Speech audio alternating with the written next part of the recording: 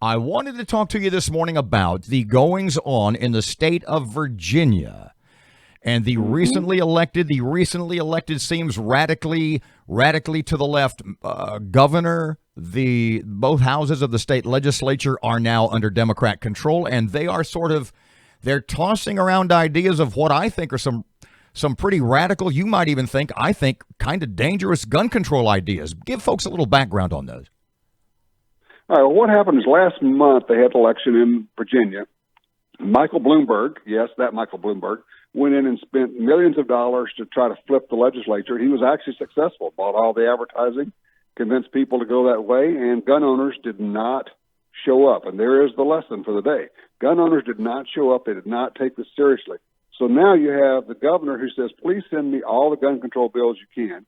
And the legislature, which says, oh, yeah, we would love to send you gun control bills. So they have pre-filed. We don't have to imagine what they're going to do.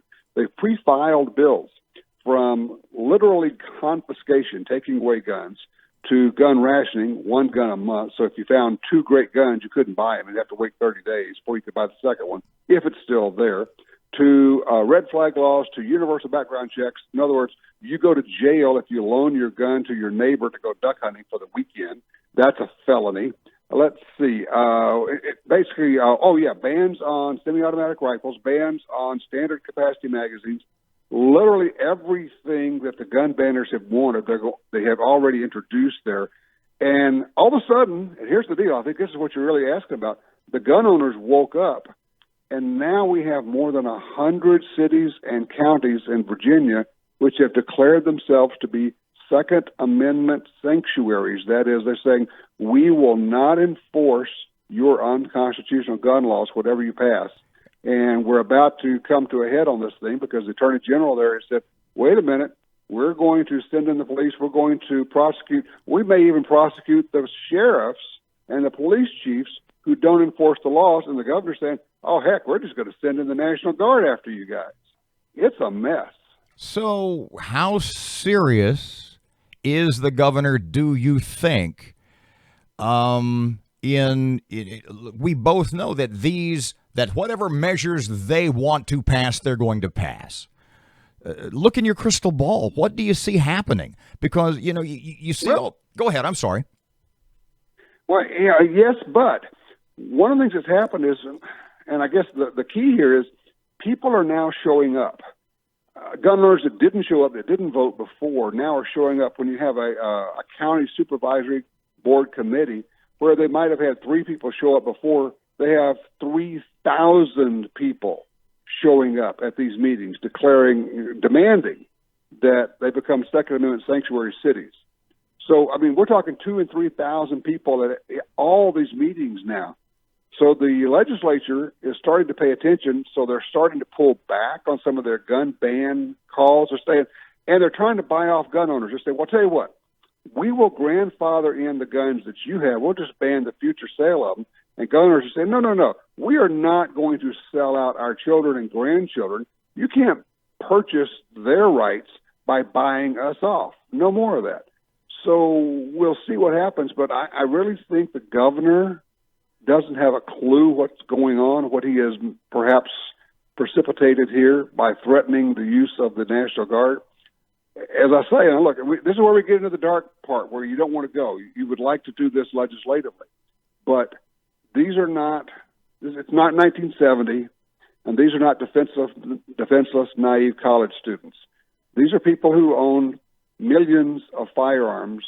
They are, in fact, well-trained, and they are committed to protecting the Constitution because they feel like this is an absolute assault on their country, and they will do anything to protect their country. That's a battle we don't want to get into because nobody wins on that deal. But I swear there are people who will defend the Constitution with everything they have, literally. Bluntly speaking, if one can imagine a scenario, a frightening scenario, a scenario that scares me, this is one of those. And I'm getting sort of the same feeling from you, right? Absolutely. And it's funny, I hear some gun owners say, well, the police, the National Guard, they would never come in and try to take those guns away. I said, well, you didn't pay attention during Hurricane Katrina, did you? When the police went in and kicked in doors and went door to door and took the guns away from people, they had no legal authority to do it other than the mayor saying there will be no firearms in this city. And then after the fact, they claimed they didn't. And then, of course, then we went and found the warehouse where they had thousands of guns they'd stolen. So, yes, the police will, in fact, come and take your guns. The National Guard will, in fact, come do this. They will follow orders. And I think they are setting up – they think that this is just bluster and noise from gun owners. And I think they have badly misjudged where we are now in terms of the mindset of the country and people who are saying, not one more inch, I will not comply.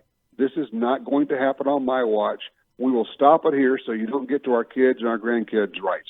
Right now, this is where it stops. Let's flip that question, though. Is it just bluster and noise? Do gun owners, on the other hand, think it's just bluster and noise from politicians? No, because they've seen what's happened in other states. They've seen that this is a progressive march. They take right after right after right. You know, here's the thing. For many years, the Democrats, and this is unfortunately very much a Democrat versus Republican deal. The Democrats have said, oh, no one wants to take away your guns. We just want to fill in the blank of whatever it is they want to do that day. And then, of course, they finally kind of came out, if you will, with Beto and Harris and some of these other Democrats who didn't understand the rules of the game. And they said, of course we want to take away your guns. We're going to come take away your guns. And now, of course, the Democrats are running away from that and say, oh, shh, don't say that. You can do it after you get elected, but for heaven's sakes, don't tell people you're going to take away their guns. We know what's going on. We know what happens.